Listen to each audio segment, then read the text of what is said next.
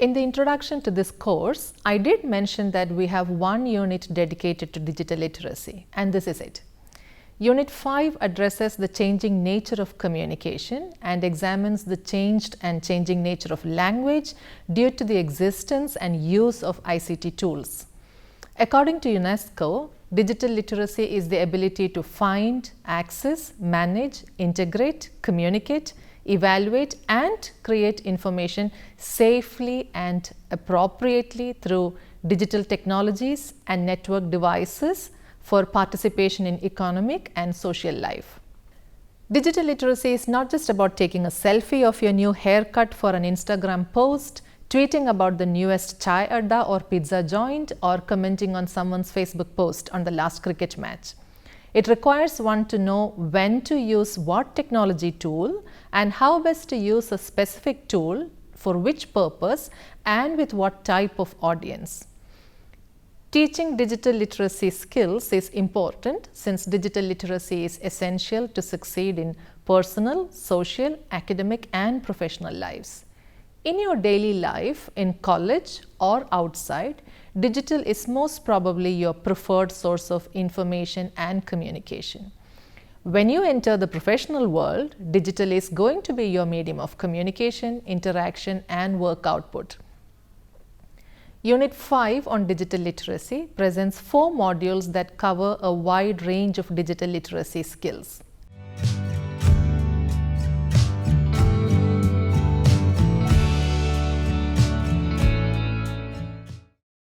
In Module 1, Writing for Newspapers versus Social Media, we have 2 experts sharing with you their experience working with the print and digital media. The module starts with Professor Upendran Subramanian.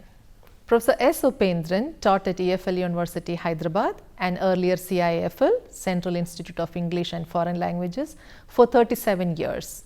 He was a member of the Department of Materials Development, Testing and Evaluation, School of English Language Education, and before that worked extensively on radio and TV production. He is also a columnist, continuing the 40-year-old column Know Your English in the newspaper The Hindu for the last 30 years, and is a blogger. You can find his blog at Upendran's KYE. The link is also shared in the worksheet. In this module, Professor Upendran talks about the changing nature of language and how writing a newspaper article differs from writing a blog post. In the next part of this module, we have Professor T.T. Srikumar. Professor Srikumar works in the Department of Communication, School of Interdisciplinary Studies at the English and Foreign Languages University, Hyderabad. He also serves as the Director of EMMRC at EFL University, Hyderabad. Drawing on his experience as a columnist for Madhyamam, a Malayalam newspaper, and as a Facebook enthusiast, Professor Srikumar addresses the differences between writing a newspaper column and creating social media posts.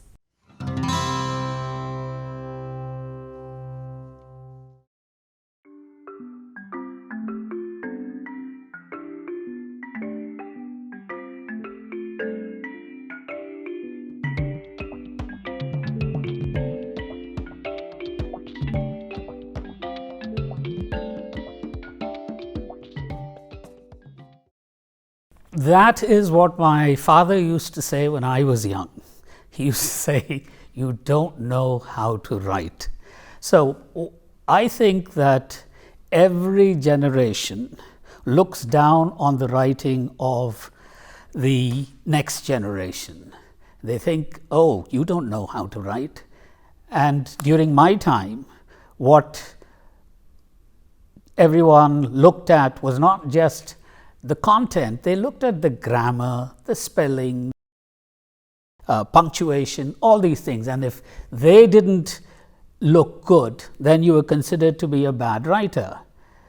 But nowadays, because of the SMS language that kids use, there are more reasons for people of your generation and my generation to say kids today have no clue about how to write, because they find that the use of SMS language, for example, seriously becomes SRSLY.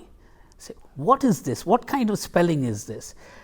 But the thing is, this is how writing started.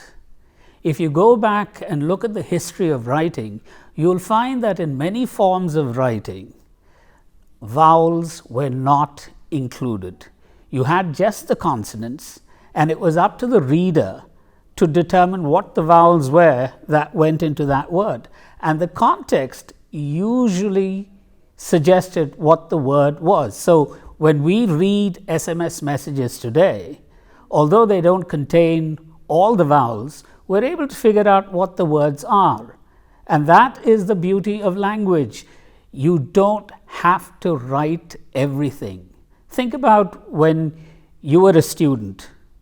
When you were taking notes in class, you didn't write all the words and include all the letters of the words. You made use of shortcuts, so language became LG, chemistry became CHEM. You were doing that all the time, and that's all these kids are doing today when they are sending messages. Unfortunately, what is happening now is, because they are using this language frequently to send messages, what they're doing is they're also using the same style in their formal styles of writing. So instead of to, they'll put a to.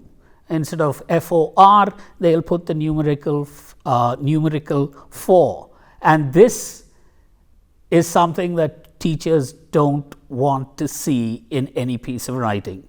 So as far as I'm concerned, complaints have always been there, and they will continue to be there.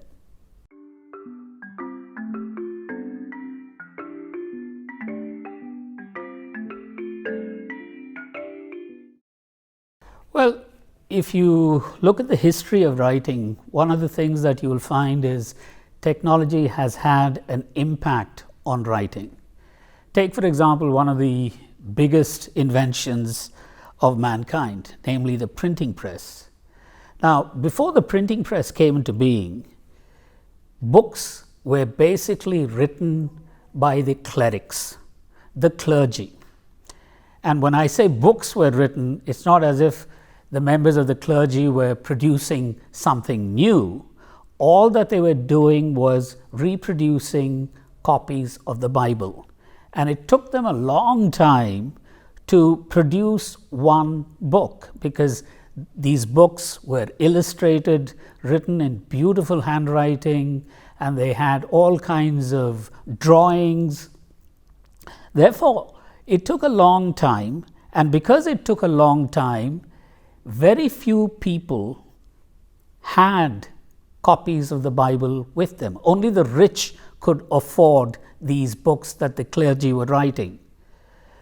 When the printing press came into being, then what happened was everyone managed to get a copy of the Bible, because books became cheap.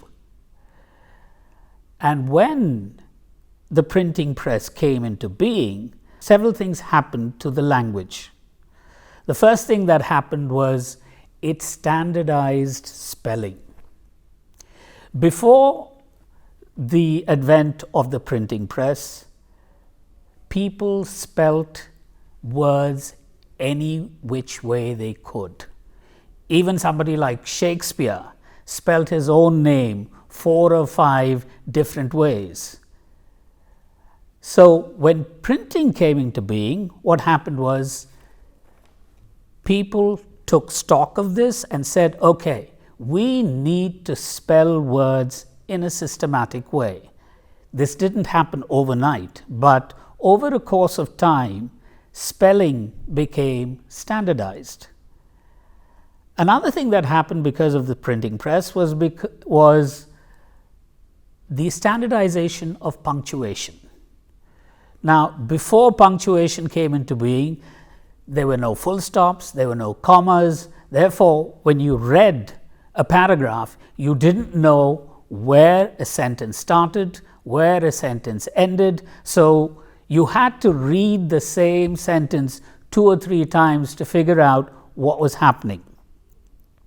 But when the press came into being, people once again said, okay, let's have a set of rules as far as punctuation is concerned. And one of the strange things that happened was, English is one of the few languages where the personal pronoun I is capitalized no matter where it occurs. For example, whether it occurs in the middle of the sentence, it's still a capital I. If it occurs at the beginning, it's still a capital I. So why is it that it's only in English that this personal pronoun is capitalized? The answer is fairly simple. It all happened because of the printing press. When the word I was adopted into Old English, it was pronounced the same way as the German ich, I-C-H. But over a period of time, what happened was the ICH changed to IC, and then later it just became I. And this I was not capitalized. So what happened was, you had a single letter word in the middle of a sentence, and English has no other word which has just one letter. And because of this single letter in the middle of the sentence, people in the printing press didn't know whether to include it as part of the previous word or include it as part of the next word. And this created confusion, and when they did add the I to the previous word or the word following it, it created a new word, resulting in problems for the reader. So for example, if it's I come and you add the I to the come, you get ikome. You don't know how to read it because you've never come across this word. So as a result, to avoid this problem of linking the I with the previous or the following word, one of the things that the printers decided to do was to capitalize the I no matter where it came, whether it came at the beginning of the sentence or at the middle of a sentence. And that's why English is perhaps the only language where I is capitalized when it occurs even in the middle of a sentence, because in most other languages, especially European languages, the word I consists of more than one letter. So that's how the introduction of the printing press changed the way we wrote. The next big invention, of course, was the telegraph. And the telegraph brought about a change as far as the brevity or the shortness of the message was concerned. Before the telegraph came, newspaper writers were basically focused on local news. And if they had to write about news that was taking place in other parts of the country or world, they had to wait for the report to come in, and that took time. So by the time a report of something happening in another part of the country came, it was already several days old. But when the telegraph came, it became possible for reporters to report on matters immediately. And in those days, reporters wrote as if they were writing a piece of literature. So they had this longish introduction before they actually dealt with the news that they were supposed to deal with. So what happened? When you wrote your piece and went to the telegraph office, suppose your report was 4 or 5 pages long, when you handed in your report, it took the telegraph operator several hours to send that message. And if an important piece of news was happening, you would have several reporters waiting in line to send their piece of news as well. But because people were writing lengthy reports and the telegraph operator took time to send each report, very often only 1 or 2 reports of a newspaper could be sent. The reporters from other newspapers were not able to send their report because the telegraph office closed. So when they found this happening, what the telegraph office did was they said, okay, from now on, the entire report is not going to be sent. What we're going to do is give each reporter 10 minutes to send his report. So every individual got only 10 minutes. So what the newspaper reporters started doing was, in the very first paragraph, they gave you the gist of the story. They told you about who, what, when, where, how, what are the things that happened. The first paragraph answered that question: who, what, when, where, how. And this style of writing continues even today. If you look at a newspaper article, it tells you where something happened, what happened, who was involved, and how it happened. And this style of writing is called the inverted pyramid style. So the newspaper writing changed as well. Once you finished writing your first paragraph and it had been sent, you went back, the reporter went back, stood at the back of the line again so that the second paragraph could be sent. So he was sending his message paragraph by paragraph, and the good thing was every reporter got a chance to send some part of his report to his newspaper. So as far as the telegraph is concerned, it made people write very crisply.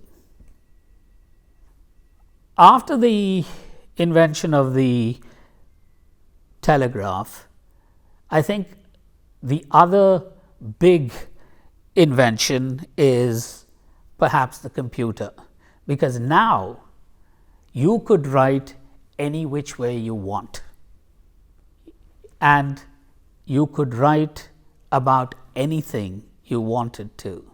For example, if you think about the blog,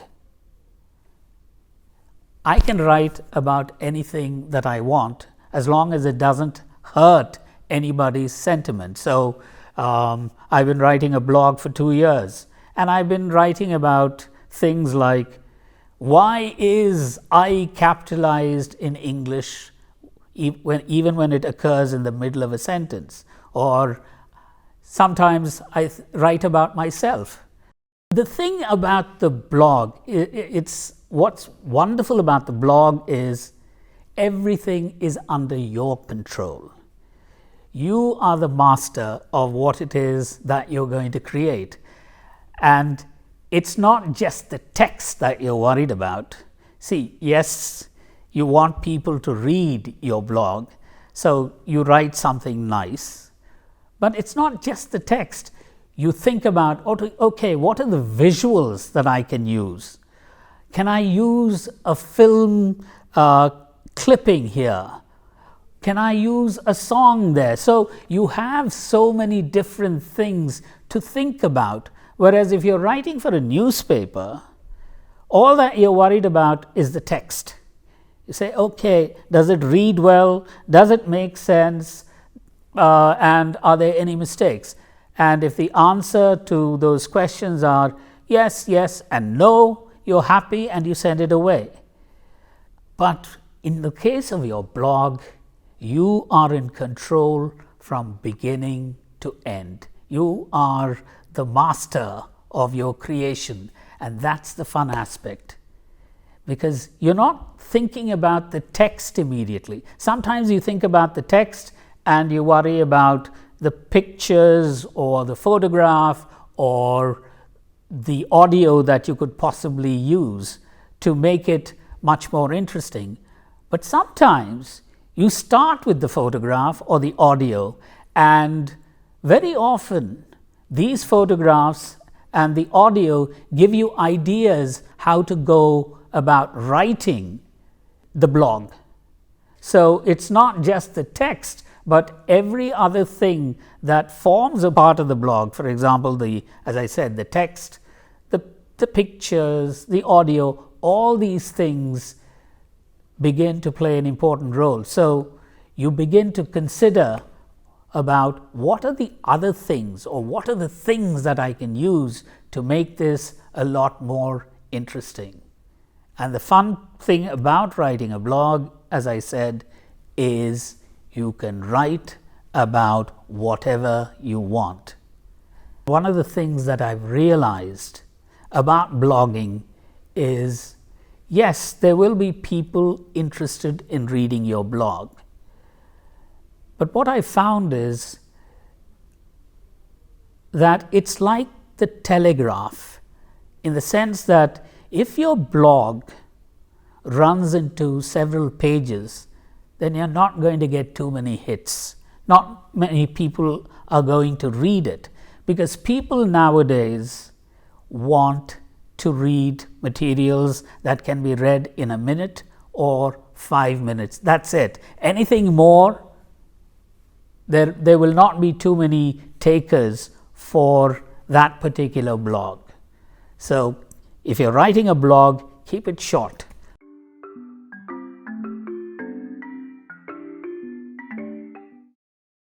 Yeah, one of the things that's happening now because of the introduction of computers and the internet is that we have the coining of a lot of new words.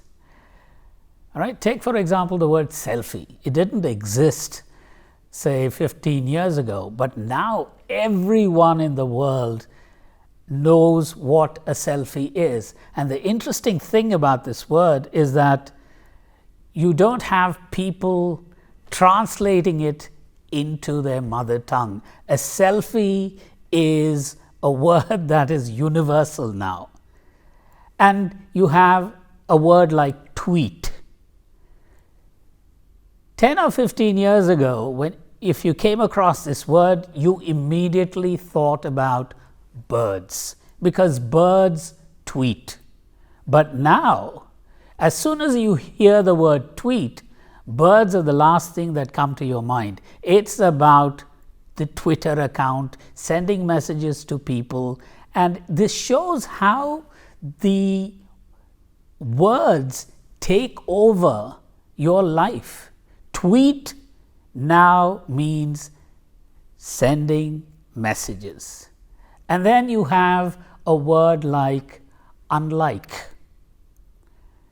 Years ago, the word basically meant very different.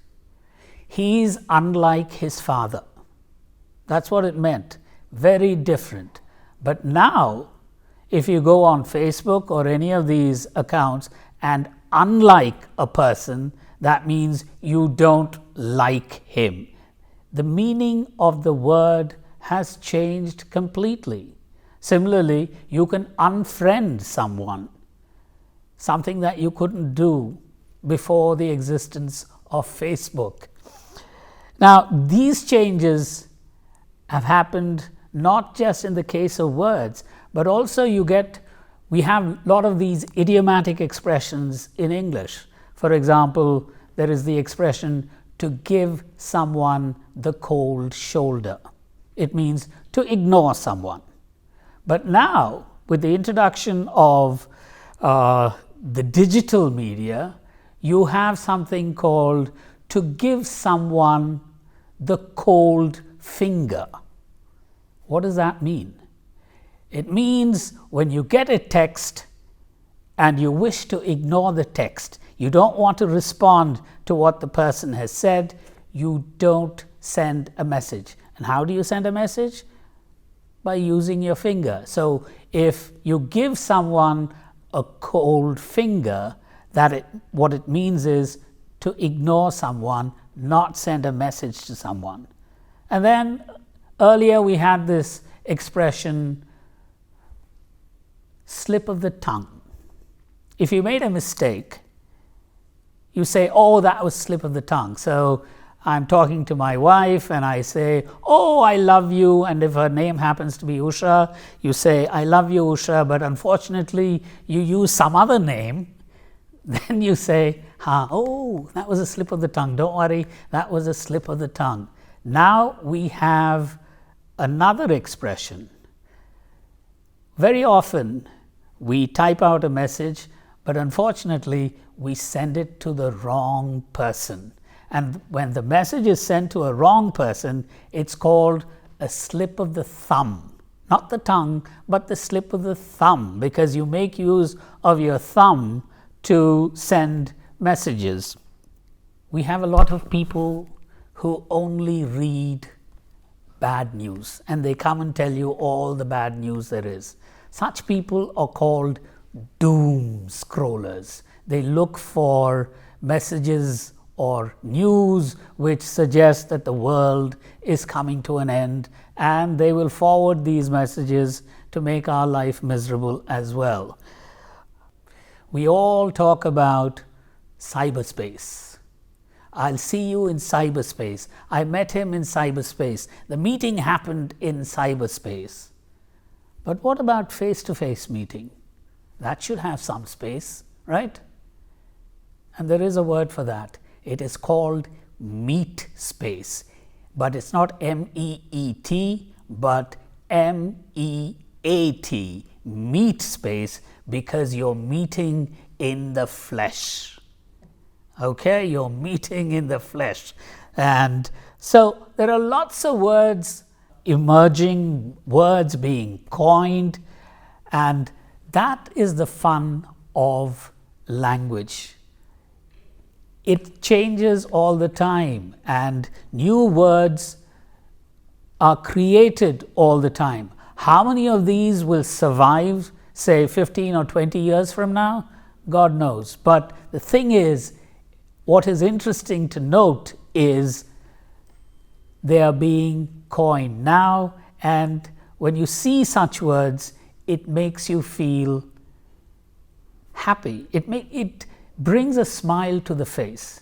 There is one thing that I'd like to say before I end, and that is,